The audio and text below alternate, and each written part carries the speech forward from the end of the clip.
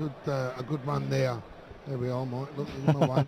James had a good run there, coming through. A tough one against Benitez, and who had 3 darts actually to take him out. Yeah, very, very close to winning. It was Benito van der Pas who took out the #1 seed and world #1 Michael van Gerwen earlier in the competition. He did. But this former world youth champion Michael Smith up against 7 times major winner James Wade, who's playing very well at the moment, and who knows, maybe having that break, not being involved in the Premier League, that gruelling schedule of 15 weeks up and down the country, maybe that has benefited James Wade coming into these sort of competitions. He may be a bit fresher, a bit more relaxed. Definitely. I mean, James was on a very, very heavy schedule. There's a lot of work on, and you know, there is a thing called burnout, which is exactly what can happen. And his management team, Modus, have prevented that. They've helped him on his way there, and not being in the Premier League hasn't done him any harm whatsoever. Matter of fact, it's made it better for him. It's made him more hungry. He will look to certainly do well in the majors, and he's always one of the most dangerous players in any tournament. Yes, and a few players coming into form going into the World Match Play in Blackpool in a few weeks' time. The draw of that being made over here in Gibraltar at the Victor offices in the morning. It is, and I'll tell you what, the match play looks to be an absolute festival of, you know, magic darts. There's not going to be, not that there is generally, but there really is not going to be a bad game there, you know, and every game is going to be very, very difficult to predict. It's always a good week. Great venue, the Winter Gardens, isn't it, in Blackpool. Great venue for darts, and people often take a week's holiday by the seaside to coincide with watching the arrows. They do indeed. It's, it really is a seaside party atmosphere with probably some of the best darts in the world, because the darts is match play, similar to this, or same as this. You know, it's you have to win the legs, not by sets. You know, I mean, you can win, you know, 3 sets to 2 and have lost more legs. You know, so it really is man on man. Cracking tournament. So 13 for tops for a 1-0 lead for Michael Smith. That's a good marker. Ooh. Couldn't quite do it, so a chance for an early break for James. 20 and tops. I like this. Because he won't mind.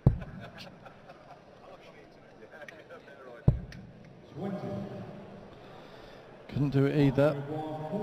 So Smith looking at tops. Tops again. Well, he's going to have to take those chances, Phil. Certainly against James. There we go. Well, a 19 dart opening leg, but it is James Wade who has won it against the throw. And we saw in the first semi-final between Whitlock and Beaton, it took them 3 or 4 legs to really sort of find their range and get the rhythm and get their targets set, and then they were rocking. But that's right. And that was a little bit of double trouble from these two in that opening leg, but very early days. Again, that can come down to, it's their 3rd game of the day. You know, you've got to prep, get yourself on a high, and then you've got to relax down in between the games, and then prep, get yourself back up there again. Sometimes you don't just quite get that quite right. It can take a couple of legs into the match to get yourself sorted. This is only the 4th meeting between these two. Michael leading 2-1 on the head-to-head. The last occasion was the UK Open qualifier in February, which Michael won 6-1 up in Wigan at the last 32 stage. The first meeting was back in 2008, when Michael Smith couldn't have been far out of short trousers, could he, in 2008? But James won that Players' Championship match 3-1 in the first round. 2008, you don't realise how long these kids have been around, and they're still kids, you know. That's the scary thing.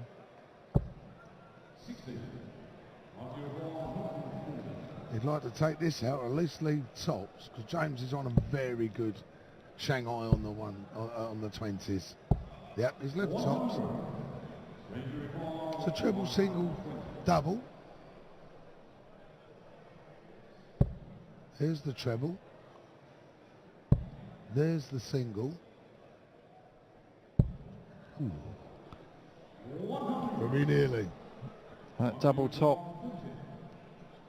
eluding both of them at the moment. Can Michael Smith do it this time? He's on double 10, which he enjoys hitting. He usually enjoys hitting. He's had a good throw at some doubles here, and he's missed them. And to be honest, he hasn't really been 100% close. That's a good dart for Jones. He'll be thinking now, I could have possibly have been 2 up, not 2 down. James makes hay while the sun shines. See, Michael's had 7 darts at a double, and that's not good. Oh, 8 darts actually. 132. Good opening for James.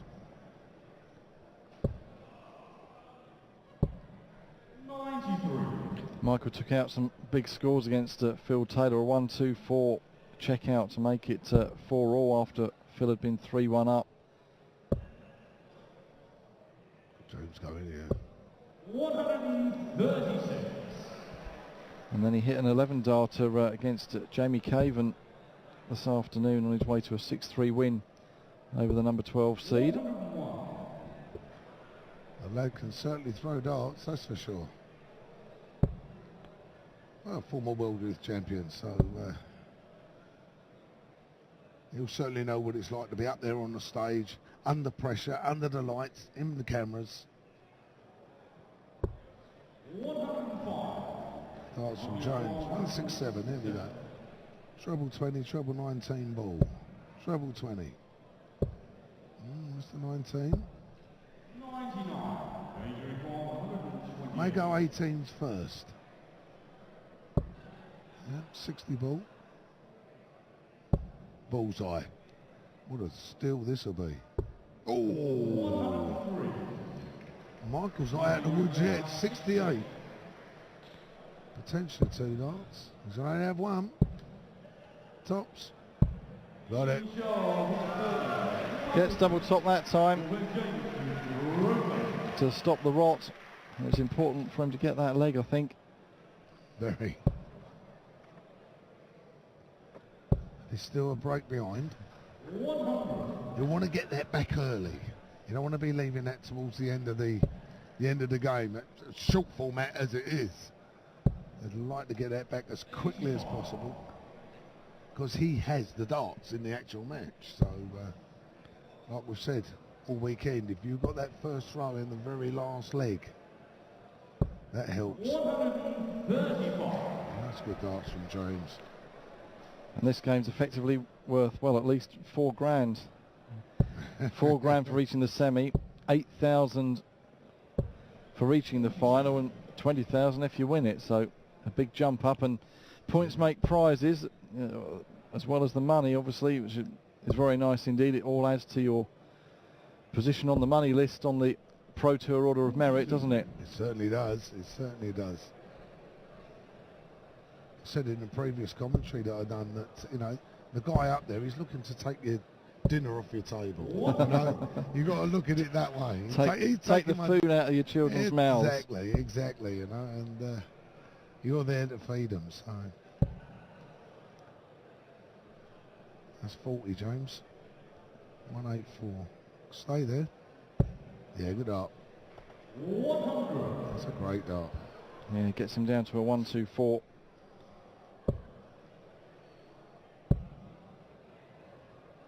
Lovely. There's 170, top of the shot. James going to have the first go, 124. Oh dear, 123. He can't go out now. He would have had a chance had he hit the 20 or the treble. 63 left. Might go treble 13. 74. Okay. Treble 20 ball. As easy as that. As easy as that. I can talk a good game. Oh, 80. that would have been to leave tops. 10 for tops.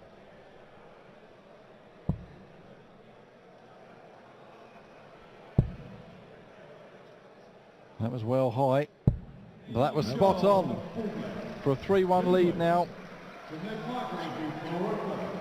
Restoring that two-leg advantage.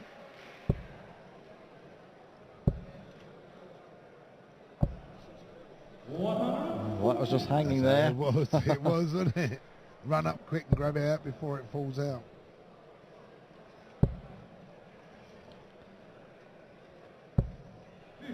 Because the player has to retrieve the dart, doesn't he? And the point of the dart has to be touching the board if it's one that's hanging on the other two darts for the score to count. Two factors. The point must be touching, like you say, Mike. And you must retrieve the dart, it says in the rules. It's funny when you see some of the guys running to make sure they get the dart. Have you had too many controversial ones where a player has just got to the board as it's dropped out before they've picked it up? Really, I mean, I've been doing this with the PDC 18 years now, and no, is the truth of that. Everyone's managed to catch it, or it fell out before they got there. 100.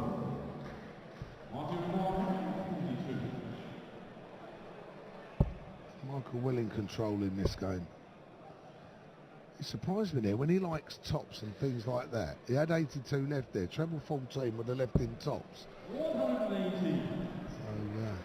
Whereas he was looking at the ball to leave the double 16. Yeah, or maybe you're thinking 25-17 would have been more his route. 59. Well, he's got a bit of time because James couldn't really put a big dent in that score either. Oh, double one. Got it. Oh, wow. Got it. Just goes to show the pros, they're not worried about what double they're going for. They're all the same size. They've thrown for them all before. They've hit them all before. One fair, James. And James hits his first ton 80. And back comes Michael. George just checking. It was a ton 40. Well done, George. Well, both of us got caught out earlier on with the shadow. As you can see that little shadow just there. We got caught out with that earlier on. Yeah, I did wonder whether Michael Smith might have bust with James Wade still on 194 rather than risking going for that double one, but he did it. Yeah. And it paid off. That's always another thing to think of, because with double one you've only got one opportunity, and that's hit it. You know, you can't come underneath it. Cracking leg from James here. Yeah, potential 11 darter. 96. So one for tops for James. It's tops of 10s. There we go. Lovely marker for James. Ooh, and he come underneath it. Michael's got a little bit to do. He'll want to try and scare James a little bit here. 59. Double top. To 10.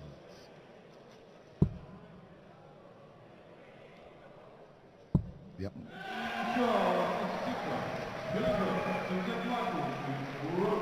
And James knows really that if he keeps doing what he's doing, Michael will get one leg back and then James will re-establish the two-leg advantage. James, because he's broken, Mark, all James got to do is hold his throw. Holds his throw, he then cannot lose. 140. He'll be looking to break Michael again. There's the security. It's in the back of the brain there. The security. He can. 60. he can afford to lose a leg, so to speak.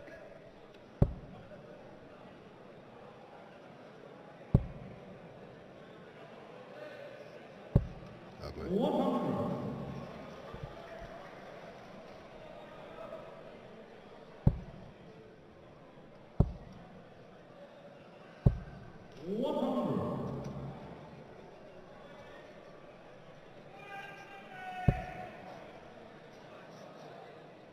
But cat and mouse on this one, isn't it? Certainly is. Well, James is down to a finish first, but Michael should be favourite. Needs a treble. Ooh, James is now favourite. Swings around just in one. Treble 17. Ball. Ball 161.